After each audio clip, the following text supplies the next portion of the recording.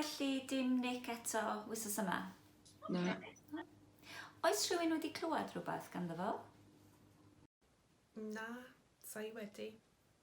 Iawn, gred, dim problem lle. Iawn, nawn ni fwrw ymlaen. Heddiw, rydyn ni'n adolygu'r cymal enwol bod.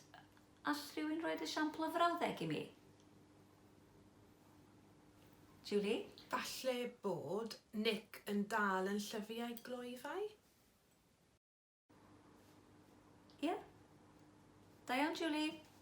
Diolch.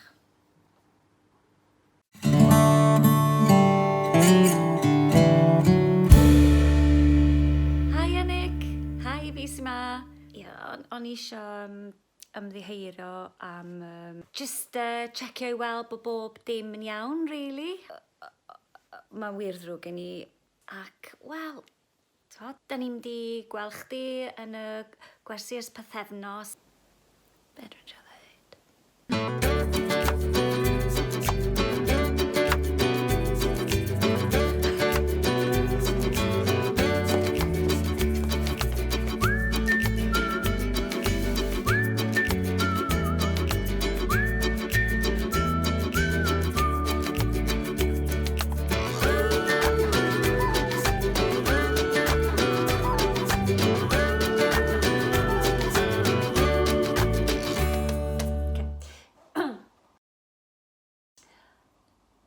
Helo Nick, gobeithio bod bob dim yn iawn.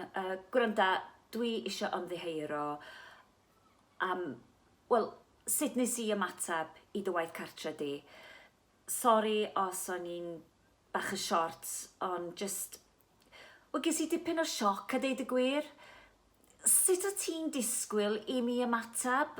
A i be oedd eisiau trio rhyw romantic gesture gwirion fel na o flaen pawb? Mam, efo pwy ti'n siarad, dad sy'n na. Na, Cicai. Pam ti'n flin ta? Be? O dydw i ddim cariad?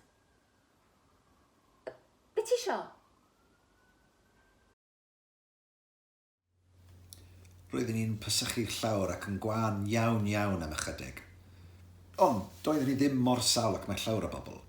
Drian o'r ti. Ti'n gwybod ble wnes ti ddal e? Na, sa'n siŵr. Roeddwn ni bod mor ofalus, efallai mewn yr archfarchnad. Roeddwn i'n meddwl, efallai ar ôl yr... beth yw incident? Digwyddiad. Digwyddiad, wrth gwrs, diolch. Roeddwn i'n meddwl, efallai, dy fod ti yn embarrassed i ddod yn ôl y gwersi ar ôl y digwyddiad efo enfys a'r fideo gwaith cartref. Na, dim o gwbl. Felly, wyt ti ymgeisio eto gyda enfys? Sa'n meddwl. Ti'n siŵr? Oherwydd, dwi'n credu bod hi'n hoffi ti hefyd. Ti'n meddwl? Ie, dwi yn meddwl. Cer amdani, Nick.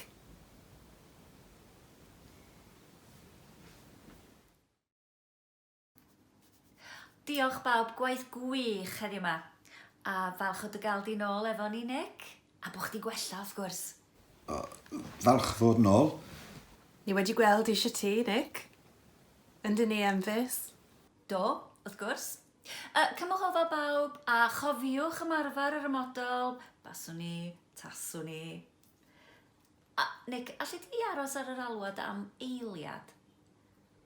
Wrth gwrs. Ydych chi am gael date nawr? Na, dan, Julie, ddim dyna... Ond ti yn hoffi, Nick, yn dwyt enfys?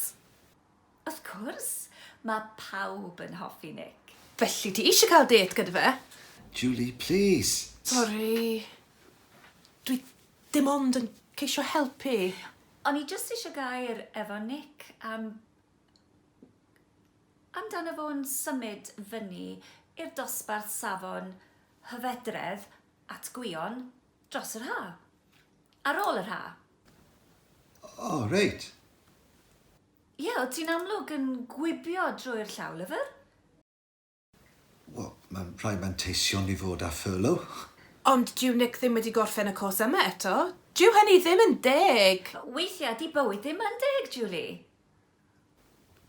Wel, os ti'n meddwl... Ie, wrth gwrs, fyddi di wych. Gai air efo gwion am y peth. Dim problem. Reit, diolch bawb. Nos da. Hwyl fawr. Nos da. Oh, cock